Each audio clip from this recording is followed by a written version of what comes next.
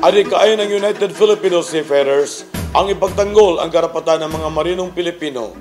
Itaas ang antas ng edukasyon, itaas ang integridad ng ating mga pagsusulit sa Professional Regulation Commission, masugpo ang mga anomalya dito sa industriya, matulungan natin ang ating mga marino na nabibiktima sa mga illegal recruiters at matulungan din natin ang mga pasahero sa mga naglalayag na barko na kung saan karamihan sa kanila hindi pa nagkaroon ng katarungan.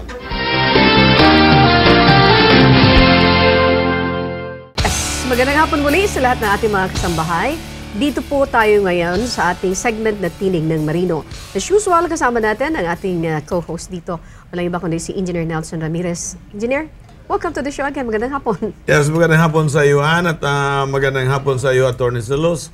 At magandang hapon sa lahat ng ating mga viewers. Okay. Ating pag-uusapan is about the National Conciliation and Mediation Board. This is the continuation of our discussion last time. Yeah. Diba? Maalala mo. Meron tayong discussion about that, National Conciliation, yung mga accredited voluntary arbitrators, at may noon din, nandito sina Attorney Alan Montano, kasama si Captain Casario at Captain Rudy Espillaga. Yeah, we'd like to say din yun. Hi to them sa lahat ng mga naging guest natin that time. And of course, si Captain Casario, isa yan sa mga nagpo-push para tungkol doon sa, may advocacy siya tungkol doon sa mga tinatawag na ambulance chaser. Okay. At kasalukuyan kasi mayroon silang hearing ngayon doon din sa National Conciliation and Mediation Board. Kaya sabi niya, pagpaumanhin mo na hindi ako magkadalaw dito sa ano na to. Opo, pero yung topic natin is very timely. We have here Attorney Jesus Silo, President po ng Philippine Maritime Voluntary Arbitrator Association of the Philippines, Association Incorporated. Kababayan ko to eh. Bayan nila pagkatapos susunod yung bayan ko. And then, bayan ng mga mayayaman, no? Mayayaman. Why mayayaman? Dahil sa albayo this, albayo this. Albayo this, albayo that. Anyway, welcome to the show, Attorney Silo. Good afternoon, sir. Good afternoon, magandang kabayan. marahay na hapon sa imo tabi. Good afternoon, Nelson. Ako'y nagpapasalamat sa pagkaka-imbitan niyo dito sa aking palatuntunan. Okay, Attorney Silo. Yan ang apelyido niya, Silo. Silo. Yan, Silo. Okay. Maganda yung dating ng apelyido niya. You have to be careful. You have to be watchful. Masisilo ka. Anyway. Okay. Ano ba ang National Conciliation and Mediation Board? Although this is the continuation para sa kabatiran ng ating mga nanonood na hindi po na-catch up yung unang discussion natin, mabigyan muli ng paliwanag ni Attorney Silo. Go ahead, please. Yung NCMB for short, ay isang sangay ng Department of Labor. Binuo yan para lutasin ang mga sigalot ng mga manggagawa sa magandang pamamaraan, nagkakaroon ng conciliation muna, pinag-uugnay, and mediation para malutas ang kanilang problema. So, ibig sabihin, wag na muna kayo. Halimbawa, mayroon kayong problema. Halimbawa, ako, isang marino. Yung problema. Diba? Wag na muna kayong mag-away. Yun nga ang gustong mangyayari dito kasi sa unang pagkataon, wala mo ng abogado. Yes. Kung pwede mag-usap muna kayo. Kasi iba na kapag may abogado na bakbakan, yung abogado sa abogado, mas gusto nila yan. Kasi habang may kaso, may pera. That is correct. Totoo Pero naman yan. kung dito sa National Conciliation and Mediation Board, pag-usapan muna natin kung pwede nating maareglo ito lahat sa mabilis na areglo, mas advantage. Mas advantage. Now, speaking of advantage, halimbawa kung ako po ay isang marino, Attorney Silo Tabe, ano ang advantage kung idudulog ko ang aking kaso sa National Conciliation and Mediation kung ikukumpara, Engineer Nelson, sa National Labor Commission? Well, sa National Labor Relations Commission, kapag idinulog mo doon, ang mga dokumento mo ay public. Ito nang because involved dito ang mga ship owners, mga seafarers. Hanggat maaari, yung mga ship owners, ayaw nilang magkaroon ng public lino ng kanilang mga problema. Kaya confidential. To the ship owners? Yes. Okay. Kaya confidential ang mga dokumento yan. I see. Hindi yan rin-release basta. Okay. With your permission, Engineer, I will ask again another question. Pero ito yung realidad. Maybe you can answer this also. Bakit mas marami yung pumupunta sa NLRC kaysa dito sa NCMB? Your observation and later the answer unang as observation ko dyan, kasi ang NLRC alam na ng mga marino. Hindi pa nila ganong alam ito NCMB. Kasi noong araw, ang mga kaso ng mga marino ay dinudulog sa POA. But then, with the Republic Act 8042, Migrant Workers Act, nilipat ang lahat ng kaso sa POA doon sa NLRC. Kaya ang alam ng mga marino, tanging NLRC lang, at nasa batas din naman, na kapag may kaso kang dinudulog, lalong-lalo na, it is about money matters, pupunta ka sa NLRC. But then, hindi nila alam na pwedeng idulog muna sa National Conciliation and Mediation Board, lalong-lalo na, ngayon, no, may kasulatan na talaga, Memorandum of Agreement, na lahat ng mga kaso na mayroong mga union ng mga marino ay doon idudulog muna sa National Conciliation and Mediation Board para mapag-usapan muna ng both sides kung kaya ba nilang resolbahin ang kaso sa lalong madaling panahon. Would you like to add on that, Attorney Silo, please? Kasi maliban doon sa pagkakaroon ng union, it is mandatory din na dapat may CBA. Collective bargaining agreement. Correct. At sa CBA, naka-specify dyan kung anong dapat gawin kung may problema na mayroong grievance muna, din pag-uusapan ng management and labor yan. And then, we'll follow the conciliation and mediation. Pupunta na yan sa NCMB. Hindi dinidiretso yun sa NLRC. Okay. At kung dalhin mo sa NLRC because of a CBA, aalisin niya ng arbiter, i-dismiss yan, i-refer sa NCMB. Okay. Let me ask you again, another follow-up question. Ano ba ang masasabi niyo po sa kakayahan ng maritime voluntary arbitrators? Mas malawak ba ang kanilang pangunawa sa mga kaso ng mga marino kaysa isang ordinaryong arbiter? Yan din ang kaibahan kasi hindi naman natin masasabi no tinatawaran natin ang kaalaman ng mga arbiters sa NLRC. Pero dito sa Maritime Labor Arbitration, ang mga arbitrators kasi dito ay well-versed sila sa mga problema sa barko. Pinag-aaralan talaga kung ano-ano may mga problema sa barko.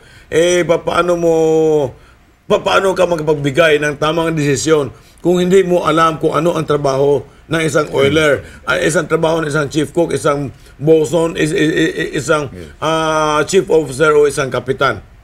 Halimbawa, ganito, may nabasa ako na ang pleading ng isang abogado ay kanyang kliyente daw na chief cook is working in a crouching position and carrying spare parts, smelling oil and fuel every day. Yes. Ay, paano naman napunta sa makina yung chief cook? Kusinero yan. Paano naman yan? Bakit siya magbubuhat ng spare parts? So, ngayon, kung ikaw naman ay isang arbitrator na wala namang kaalaman kung ano talaga ang trabaho ng isang oiler sa barko, maaaring papaboran mo, maniniwala ka that the chief cook is working in a crouching position. Okay. Anong crouching position? Crouching tiger? Naintindihan ko yung sinasabi ni Engineer Nelson. Now, sino yung mas maalam? Yung mga bumubuo ng NCMB o yung nasa NLRC? Speaking of this case, that's my hanging question. When we come back, babalikan natin si Attorney Silo para sagutin yan. Standby po kayo.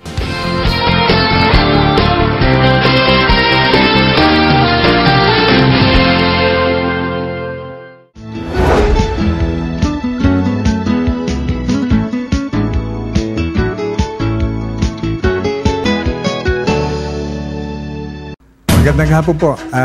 Ako po si Captain Reynaldo D. Casareo, Presidente ng Cargo Safeway Inc. Ang advocacy po na pinaglalaban ko ay matulungan ko yung mga Pilipino seaman na maiwasan nila yung mga ambulant chasing lawyers na bumibiktima sa kanila. Dahil po sa ganito, other nationalities, gustong-gusto po nila na makapasok din o mapalitan tayo. Bilang po isang marino rin, sana mapagtanto natin na importante po sa atin ang maging matapat. Ayon sa ating mga kontrata, ay siya pong ating sundin para yung mga foreign ship owners na nagtitiwala sa atin ay hindi po matala. Marami pong salamat.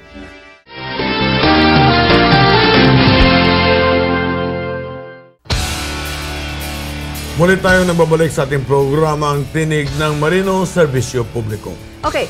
Engineer, mayroon akong hanging question. Sinong mas maalam? Yung mga bumubuo ng NLRC sa usaping ito, sa mga kasong ito, o yung NCNB? Attorney? Yan nga, parehang abogado yan, parehang Oo, abogado. pareho. I-explain mo, Attorney, bakit? Yes. Ang kakaiba ng sa amin, binigyan kami ng specialized training. Oh. Arbitrators kami, tapos tinanong, sino ang magiging maritime? Yung gustong pumasok sa maritime arbitration, titraining kami ngayon. Isinasakay kami sa barko, pinakikita sa amin ng mga gawain doon, mga parte ng barko. Okay. Kaya doon namin nalalaman. Halimbawa yung paghila ng isang kadena, anong posisyon dyan? Okay. Kuminsan nababaluktot ka, nagkakaroon ka ng karamdaman sa So, likod ngayon. you become knowledgeable. Knowledgeable. Okay. Specialist yan eh. O, compared to the NLRC arbiter. Yeah. Sa kwan lang sila yung nasa batas. Na What is normal, contained in- alam nila din ang batas at alam din nila normally yung mga kasong nandirito sa lupa. Ngunit katulad ng mga marino, ano ba talaga ang trabaho ng isang bosun na isang chief cook doon sa barko? Saan ba siya nagtatrabaho? Yan. So I have a quick answer. Speaking of knowledgeable, kung knowledge ang pag-uusapan, between the NLRC arbiter and the NCNB, they are knowledgeable kasi Yeah, mayroon silang mga specialist yan. Yeah. May special ginagawa. training tungkol dyan kung kaso sa mga marino ang pinag-uusapan. Oh, okay. Ganun pala yun, no? Oh, yung mga marinong nakikinig at baka mayroon kayong mga ganong klaseng kaso, before na idulog nyo po sa NLRC, magbabayad kayo ng matagal dahil yung kaso naman ay hindi mo magagawa na sa Yeah. loob na 1 taon ay maruluntas mo yan. Mas mainam po siguro na dito na muna mapag-usapan. Okay, this is my next question. Attorney and engineer, sapat ba po ang bilang ng ating maritime voluntary arbitrators kung sakali nang dumagsa ang mga kaso ng mga marino sa tanggapan ng NCNB? Sa ganang akin, sa ngayon sapat, sa ngayon sa tinatanggap namin kaso dyan. Ano?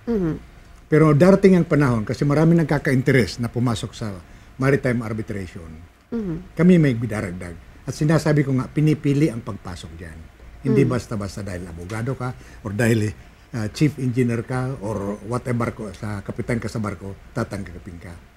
Mayroong kwan dyan, mahigpit ang panuntunan sa pagtanggap. Ang katulad, siguro hindi mo rin alaman, ako rin ay isang maritime voluntary arbitrator. siya. Although hindi ako abogado, ngunit pinag-aralan din namin Of course, you're paano ang tagal niya na yung batas, no? Paano yung mga batas. Ngayon, yung trabaho sa barkong pag-uusapan, alam naman namin. So, ang pinag-uusapan namin, yung appreciation of the evidence presented, mga ganon, yung sa batas naman, ang pinag-aaralan namin. Okay. At saka hindi lang yan, no?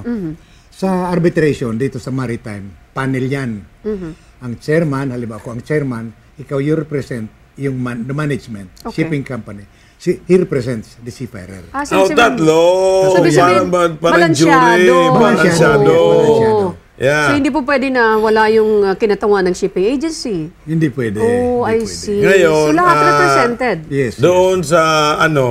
Doon sa NLRC, iisa lang arbiter. Doon tatlo, at least tatlo, no? Yung balansyado. Okay, balansyado dito sa NCNB. NCNB. Okay. At saka mabilis ang decision dyan. Oh, bakit po? Kasi after the submission ng mga pleadings, sa loob ng 20 days to 30 days, may decision na yan. Oh, at least meron kayong alam, ha? Hindi mabilis gaya yan. sa NLRC na tinatawag na tuloy na National Labor Relations Cemetery. Ibig sabihin, libingan ng mga kaso. You're Takes naughty! Libingan ng mga kaso. Yes. Yun na nga ang problema dyan. Okay, sa pamamagitan po ng pagdudulog sa mga kaso ng mga marino dito sa NCNB, ito ba ay isa sa mga pamamaraan upang magsugpo ang mga tinatawag na ambulance chaser? Ito yung advokasya ni Captain Captain Casario. Casario. Yes, attorney. I must admit, hindi ko pinakikialaman or karaniwan niyang sinasabing ambulance chaser. Hindi ko alam kung mga sino man niya or kung mayroon man. Okay. Kasi karaniwan tinatanggap kong kaso, ako ang chairman. So silang nagre-represent both parties na akuan. Okay, so Ang ibig niya lang sabihin, wala pang mga ambulance chaser. Hindi pa gano'ng napasok ng mga ambulance chaser dito sa National Conciliation and Mediation Commission, NCNB Board. Pero dito kasi sa NLRC, kaya nga may yung iba natakot dyan, na yung mga nakakaalam, kasi sabi nila, ano yan? Meron diyang Office of the Commissioner. Ano ba yung Office of the Commissioner? Kasi Commission, National Labor Relations Commission. Office of the Commissioner. Ano sa Tagalog yan? Tanggapan ng nangungumisyon. Tapos, meron silang first division, second division, at saka third division.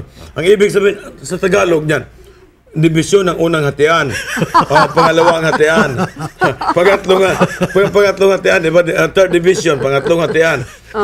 Tanggapan ng komisyoner, merong unang hatian, pangalawang hatian, at pangatlong hatian. Diyan natatakot yung iba dyan. Yun ang masaklap doon. And this is my final question. Sa inyo pong palagay, dumarami pa po ba ang mga ambulance chasers o nababawasan na sila ngayon? Engineer, kayo po. Medyo sa palagay ko, medyo nababawasan na rin kasi sa advokasya nga ni Captain Casario at advokasya na rin ng United Filipino Seafarers at ng ating dyaryo, Tinig ng Marino. Ang ating programa rin dito sa TV, pinapaalam natin na huwag kayong maging biktima nito mga tinatawag na mga ambulance chaser dahil kawawa kayo kapag kayo ay lumapit sa kanila. Okay. Kasi sa ngayon ang ginagawa namin, sa ngayon sa ebidensya nga pinipresenta. Kahit na kung sino ka man dyan, kung ano idinulog mo, ebidensya tinitingnan. Based on evidence. Yes, that's okay. right. Now, para sa kapakanan ng ating mga nanonood ngayong hapon, kukunan muli natin ng isang importanteng message ang ating panauhin. Si Attorney Jesus Silo dito po sa usaping ito. Attorney Silo, may we hear your message po sa ating mga manonood? Gusto ko lang ipagbigay alam sa inyo na sa katotohanan ng NCMB ay magsiselebrate ng kanilang 25th year anniversary sa 15. Okay. So naitatag itong 25 years ago. In other words, after martial law yan. Pagkatapos kasi ng martial law, masyadong magulo tayo eh.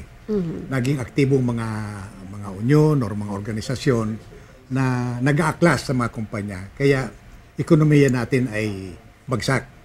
Kaya napag-isipan ng ating pamahalaan na magbuo ng NCMB para silang mamagitan sa mga di pagkakaunawaan. Okay.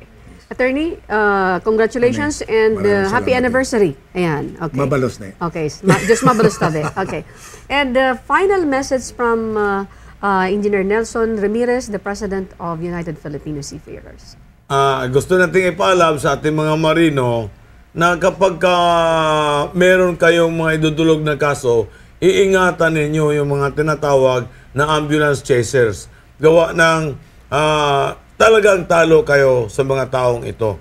Yung pera ninyo, na halimbawa, meron kayong makukuha na 5.2 million, meron kong alam, na ang nakuha niya ay 1.8 na lang. Yung isa naman na 3.8 million sana, ang nakuha niya ay 800,000 na lang. Kaya doon na pupunta sa kanila ang pera.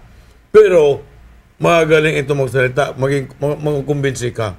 Okay. So sana po na mayroon kayong natutunan dito po sa ating discussion ngayong hapon, dito po sa Tinig ng Marino. Sa pangalan po ni Engineer Nelson, of course kay Attorney Silo, standby po kayo sa ilang saglit sa inyo naman ang kaligtasan at kalusugan. Makakasama po natin si Asik Bert Swansing sa pangalan po ni Attorney Eros Suniga. Maraming salamat.